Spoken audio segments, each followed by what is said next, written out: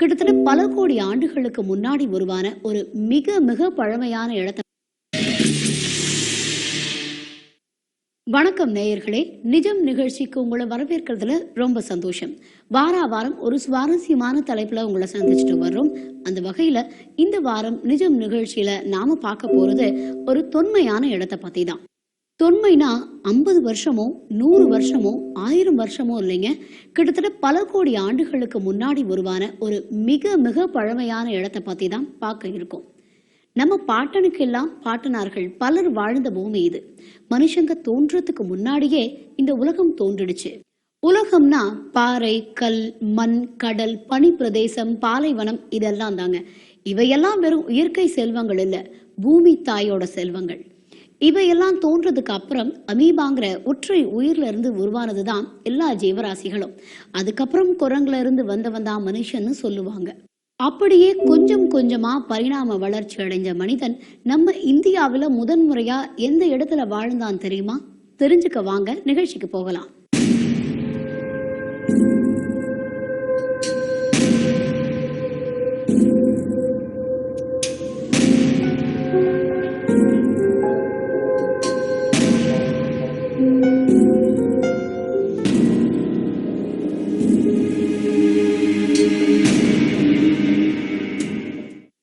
குரங்குல இருந்து வந்த மனிதன் முதல்ல தன்னோட 2 கைகளையும் முன்னங்கால்களாக்கி அதை நடக்கிறதுக்கு பயன்படுத்திட்டு இருந்தான்.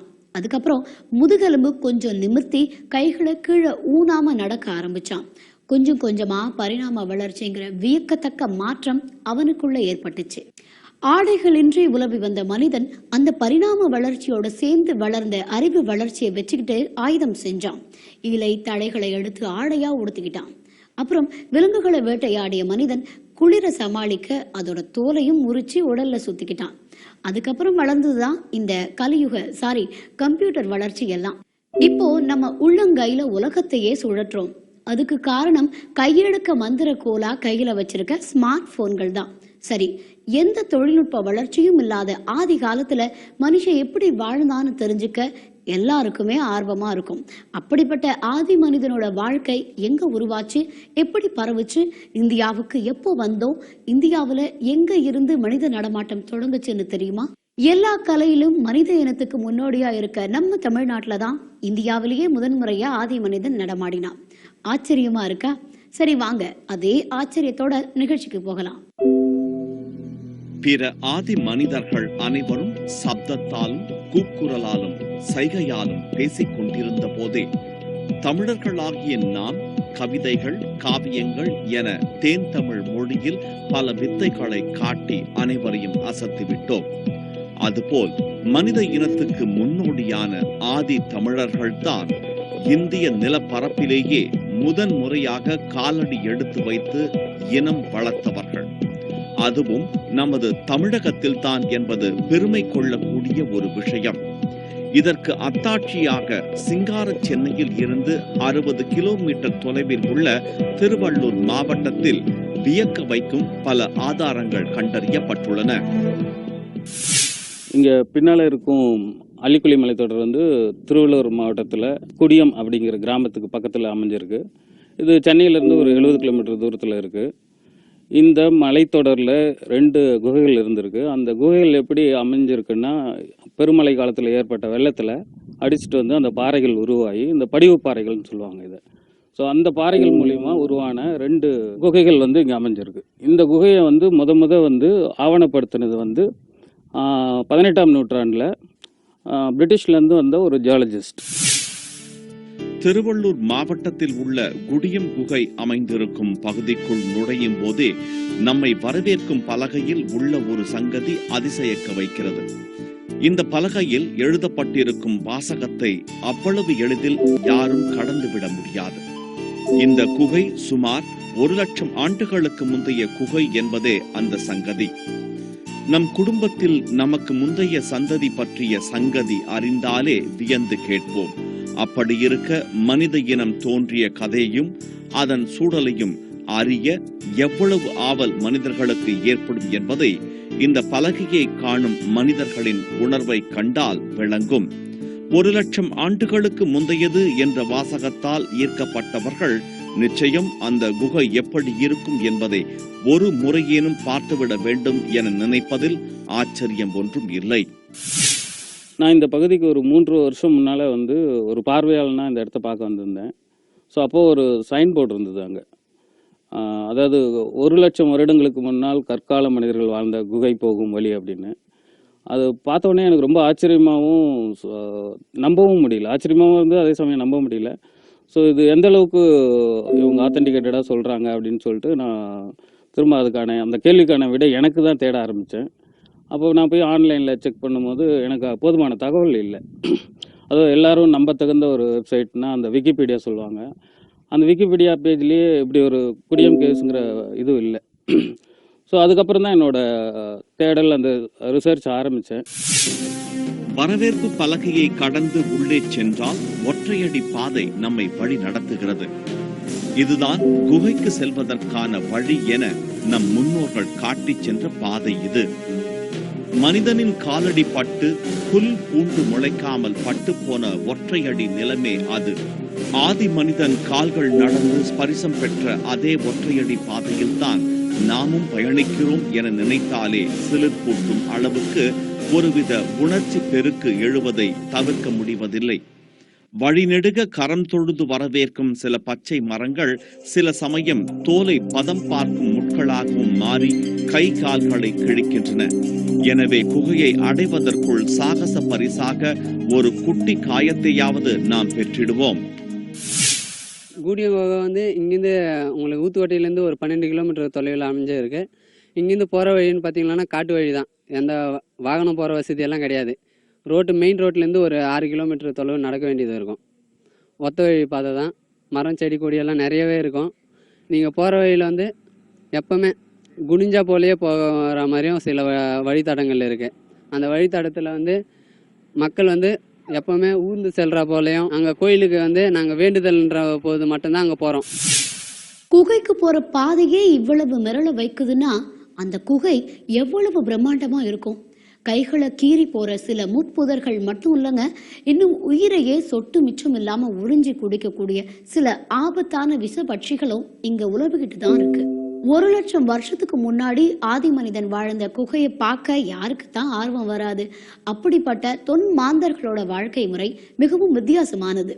இப்போ இருக்க மாதிரி ஆப்ல ஆர்டர் பண்ணா அடுத்த நிமிஷம் சோறுங்கிற நிலைமை எல்லாம் அப்போ கிடையாது. ஒவ்வொரு வேளை உணவுக்கும் அவங்க ரொம்ப கஷ்டப்பட வேண்டி இருந்தது. மண்ணுல இயற்கையா விளைஞ்சு கிடக்கிற கிழங்க சாப்பிடறதுக்கு கூட அவங்களுக்கு மனித உழைப்பும் ஆயுதமும் தேவைப்பட்டுச்சு. கிழங்க தோண்டி எடுக்க வெற்று கைகள் உதவாதுன்னு தெரிஞ்சுக்கிட்ட மனிதன் கல்லையே ஆயுதமாக்கினான். அதுல எவ்வளவு நுட்பத்தை அவன் பயன்படுத்தினான்னு பார்க்கலாமா? பல விஷப்பூச்சிகள் இங்கு நிறைந்துள்ளன. பாம்புகள் முதல் பூரான் வரை அனைத்துமே இங்கு சுதந்திரமாக உலவிக் கொண்டிருக்கின்றன. ஆதி மனிதன் வாழ்ந்த குகையை காண மிரள வைக்கும் கரடு முரடான பாதையை கடக்க வேண்டியுள்ளது. சற்றே கால் தடுக்கினால் அந்த செங்குத்தான மலைப்பாதையில் கரணம் அடிக்க வேண்டியதுதான். அவ்வளவு மோசமான பாதையை கடந்தால்தான் மனித இனத்தின் ஆரம்பகால குடிலை காண முடியும். அக்காலத்தில் ஆதி மனிதன் கற்களை செதுக்கி கைக்கு அடக்கமான பல ஆயுதங்களை உருவாக்கினான். அவை ஒவ்வொன்றும் ஒரு ரகம். கைகோடாரி உள்ளிட்ட பலவற்றை அவன் பல வேலைகளுக்கு பயன்படுத்தினான். அவற்றை கொண்டே கிழங்கு அகழ்தல், விலங்குகளை கொல்லுதல், அதன் மாமிசத்தில் இருந்து தோலை கிழித்து எடுத்தல் போன்ற வேலைகளை செய்தான். ஆற்றங்கரை ஓரங்களில் எல்லாம் மனித நாகரிகம் வளர்ந்தது. உடையாக விலங்கு தோலும் உணவாக வேட்டை பொருட்களும் கிடைத்த மனிதனுக்கு அடுத்த அத்தியாவசிய தேவையான இருப்பிடம்தான் குகைகளாகி போனது. மிகப்பெரிய பிரம்மாண்டமான ஒரு காட்டுக்குள்ள வழியே தெரியல, எங்க இருக்கு அப்படின்னு சொல்லி நான் பார்க்குறப்போ ஒரு சின்ன பாதை தெரிஞ்சது. அந்த பாதையில கேமராவை எடுத்துட்டு எப்படி போறதுன்னு தெரியல. ஏன்னா ஸ்டாண்டை தூக்கிட்டு போக முடியாது, கேமரா ஹேண்டில்டாக தான் போக முடியும். ஸோ ரெண்டுத்தையுமே கேரி பண்ணிட்டு அந்த ஒத்தடி பாதையில ரொம்ப ஒரு கஷ்டமான ஒரு சூழ்நிலையில உள்ள போறோம். அது ஃபுல்லாக பார்த்தீங்கன்னா புதர்கள் எல்லாமே லெஃப்ட் அண்ட் ரைட்டில் எல்லாம் பார்த்தீங்கன்னா இந்த முள்ளு மாதிரி இருக்கக்கூடிய செடி பார்த்தீங்கன்னா கையில் பட்டுச்சுன்னா எல்லாமே கிழிச்சு எடுத்துரும். அதுக்குள்ளே அப்படி நுழைஞ்சி முதல் குகைக்கு போகிறோம். முதல் குகையை காட்டுறப்போ அப்படி பார்த்த உடனே ஒரு இங்கிலீஷ் படத்தில் வர ஒரு பிரம்மாண்டம் மாதிரி ஒரு பார்த்தா அவ்வளோ அற்புதமான ஒரு சூழல். அது வந்து என்னதான் மனுஷனால கிரியேட் பண்ண முடிஞ்சாலும் அந்த மாதிரி கிரியேட் பண்ண முடியாது. இயற்கையாய் உருவான குகைகளுக்குள் அண்டிக்கொண்டே வெயில் மழை காலங்களை கடந்து உயிர் வாழ்ந்தான் மனிதன். கொட்டி தீர்த்த மழையால் சற்றே மண் அரிப்பு ஏற்பட்டாலும் இந்த குகையும் குகைக்கு அருகில் கண்டறியப்பட்ட கற்கத்திகளும் பல கோடி ஆண்டுகளுக்கு முற்பட்டது என ஆய்வுகள் கூறுகின்றன.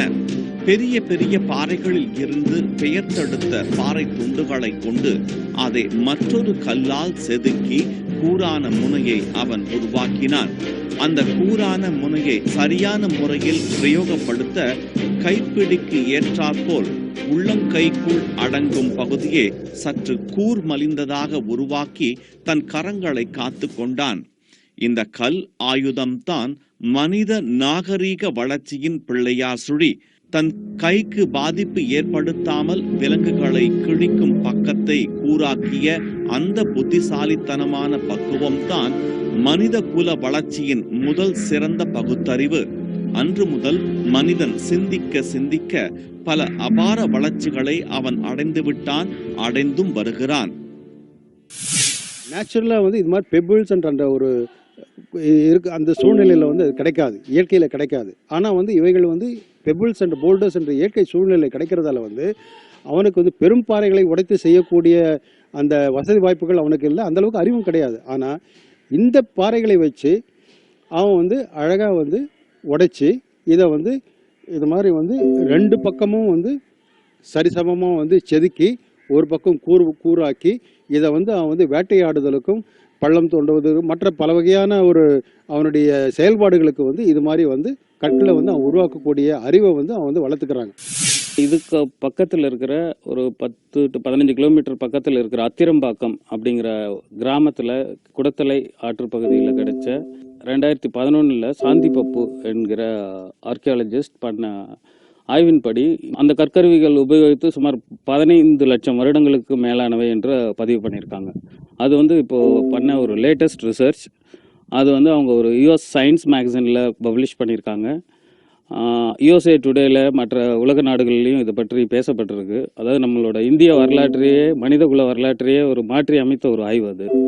அவங்க சொல்கிறபடி இந்த அத்திரப்பாக்கம் அப்படிங்கிற ஆற்றுப்படுகை வந்து இந்தியாவிலேயே மிக தொன்மை வாய்ந்த முக்கியத்துவம் வாய்ந்த இடம் அப்படின்னு சொல்லி இது பதிவு பண்ணியிருக்காங்க. இந்த குடியம் குகையை முதலில் கண்டறிந்த நவ நாகரிக மனிதன் 18ஆம் நூற்றாண்டைச் சேர்ந்த ராபர்ட் புரூஸ் ஃபுட். இவர்தான் இந்திய தொல் பழங்காலத்தின் தந்தை. இங்கிலாந்து நாட்டில் 1834ஆம் ஆண்டு பிறந்தவர் இவர். நிலவியல் வல்லுநர் ஆன இவர் தொல்பொருள் ஆராய்ச்சியாளராகவும் திகழ்ந்தார். பிரிட்டிஷ் ஆட்சியில் மத்திய நிலவியல் ஆய்வுத்துறையில் நில அளவியலாளராக இவர் பணியாற்றினார். 1863ஆம் ஆண்டு மே மாதம் 30ஆம் தேதி தொல்லியல் துறை வரலாற்றின் பொன்னாள். பனியுக காலத்திலும் இந்தியாவில் மனிதன் வாழ்ந்ததற்கான தடயம் கிடைத்த நாள். அன்றுதான் ராபர்ட் சென்னையில் பல்லாவரம் பகுதியில் முதல் முறையாக கற்கால கருவியை கண்டறிந்தார். 1,00,000 ஆண்டுகளுக்கு முன் ஆதி மனிதன் வாழ்ந்த இந்த இடம் இன்னமும் பழமை மாறாமல் அப்படியே இருப்பதால் பல அடுக்குகளாக இங்கு களப்பணிகள் நடைபெற்றன. அதில் ஏராளமான கற்கருவிகள் கண்டறியப்பட்டன.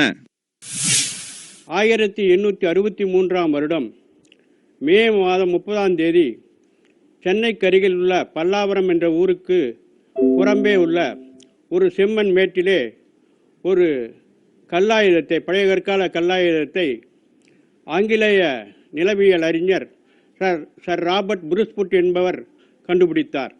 இந்த ஆய்வில் பெரும் ஆர்வம் கொண்டு பூண்டிக்கு அருகில் உள்ள பல்வேறு இடங்களிலே இத்தகைய கல் ஆயுதங்கள் கிடைப்பதை கொண்டு தீவிரமாக கலாய்வு செய்தார். அலிக்குளி மலைத்தொடரிலே ஒரு பெரிய குகை இருப்பதை அறிந்து அந்த மலை முழுவதும் தீவிரமாக ஆய்வு செய்தார்.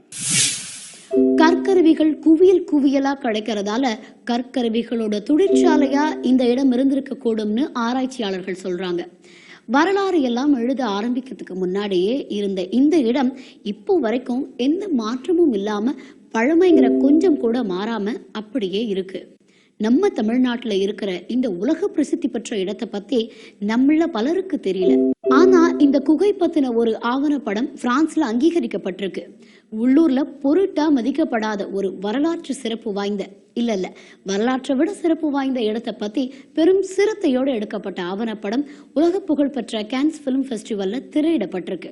இப்படி ஒரு இடம் சென்னைக்கு பக்கத்திலேயே இருந்தும் அதோட நிலையை பழமை மாறாம காப்பாத்த என்னென்ன முயற்சிகள் எடுக்கப்பட்டிருக்குங்கிறத தெரிஞ்சுக்கலாமா?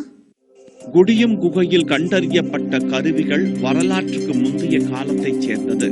இந்த கருவிகளை கண்டறிந்த பின் அரிய பொக்கிஷமான இவற்றை பாதுகாக்க வேண்டும் என 1985ஆம் ஆண்டில் பூண்டி அகழ் வைப்பகம் தொடங்கப்பட்டது. இந்தியாவிலேயே வரலாற்றுக்கு முந்தைய கால கருவிகள் அதிகம் கொண்ட அகழ் வைப்பகம் இதுதான்.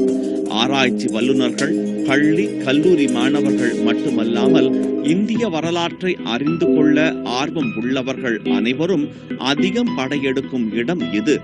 இங்கு வருபவர்கள் நிச்சயம் குடியம் குகைக்கு வந்து செல்வதை மறப்பதில்லை.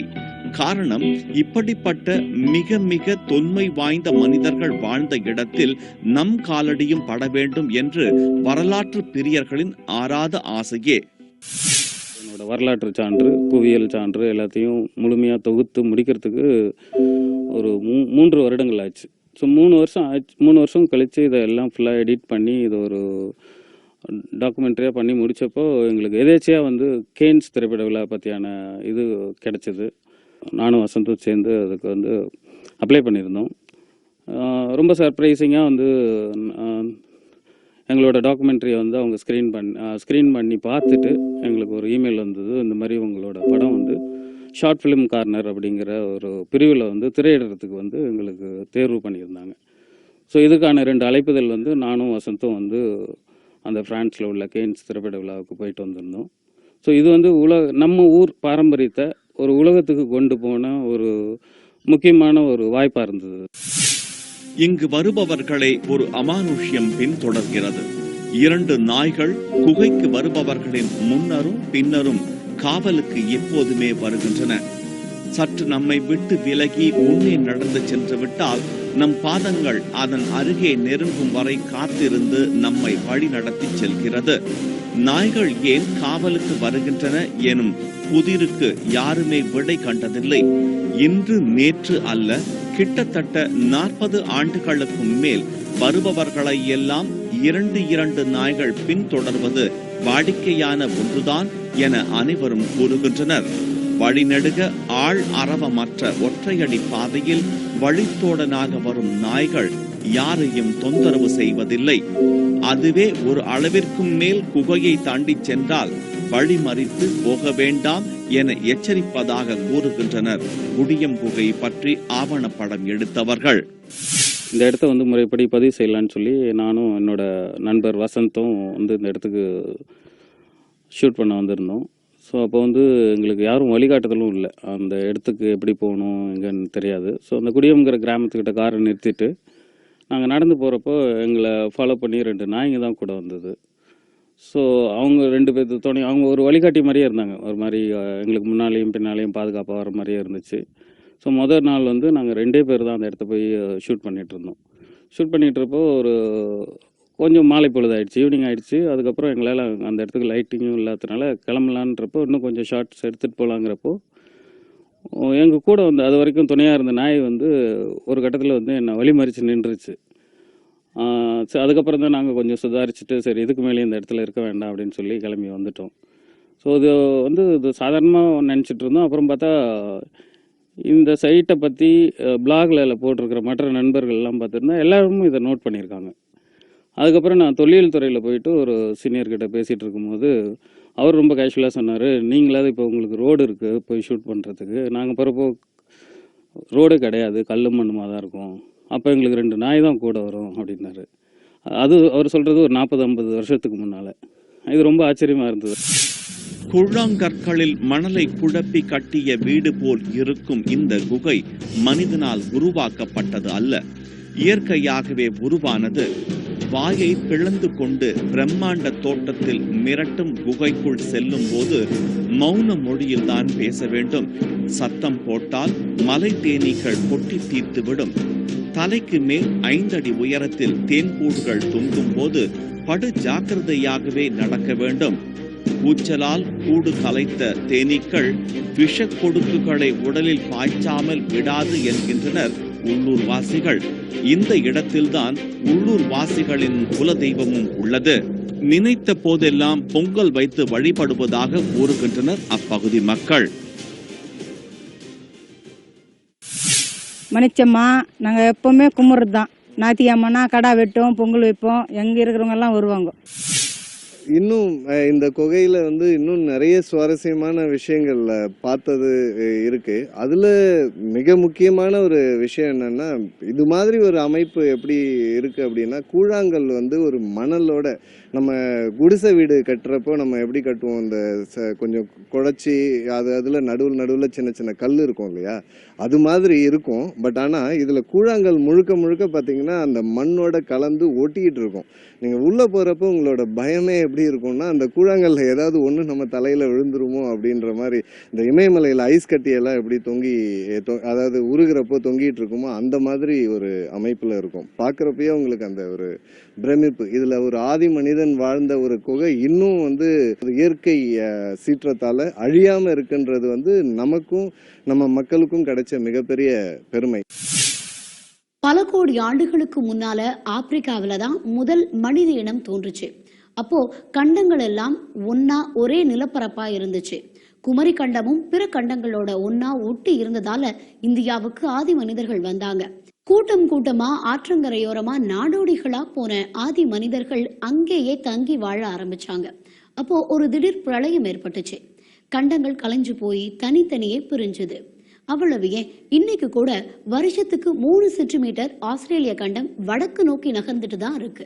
இந்த பிரளயத்தை எல்லாம் தாண்டி இந்திய கண்டத்துல முதன் முறையா தமிழ்நாட்டுல தான் மனிதன் வாழ்ந்தான்னு இந்த கற்கால கருவிகளோட ஆய்வு சொல்லுது. இந்த கருவிகளோட வயசு 1 இல்ல 2 இல்லைங்க, 13 கோடி ஆண்டுகள். கேட்கவே பிரமிப்பா இருக்கா? இப்படிப்பட்ட ஒரு அரிய வரலாற்று பொக்கிஷமா பாதுகாக்க வேண்டிய இடத்தை சில சமூக விரோதிகள் மது அருந்த பயன்படுத்துறது தான் சோகத்தின் உச்சம். மேலும் இந்த இடத்தை இன்னும் கண்ணுக்கு தெரியாத, கண்டறியப்படாத 16 குகைகள் இருக்குன்னு ஆய்வுகள் சொல்லுது. ஒரு சில குகைகள்லயே மிரள வைக்கக்கூடிய இத்தனை கற்கருவிகள் கிடைக்குதுன்னா, இன்னும் கண்டறியப்படாத குகைக்குள்ள புதிஞ்சு கிடக்கிற ஆச்சரியங்கள் நிச்சயம் ஒரு நாள் வெளியே வரத்தான் போகுது. அப்போ உலகமே தமிழினத்தை பார்த்து ஆச்சரியப்படத்தான் போகுதுன்னு அடிச்சு சொல்றாங்க ஆய்வாளர்கள். புவியியல் துறை சார்ந்த களப்பணிகளும் ஆய்வுகளும் இன்னும் அதிகமா நடத்தப்படணும். தமிழன் தான் நாகரிக சமூகத்துக்கு முன்னோடிங்கிறத உலகுக்கு பறைசாற்றணும் அப்படிங்கிறது தான் ஒட்டுமொத்த வரலாற்று ஆர்வலர்களோட கருத்தா இருக்கு. மீண்டும் மற்றொரு நிஜம் நிகழ்ச்சி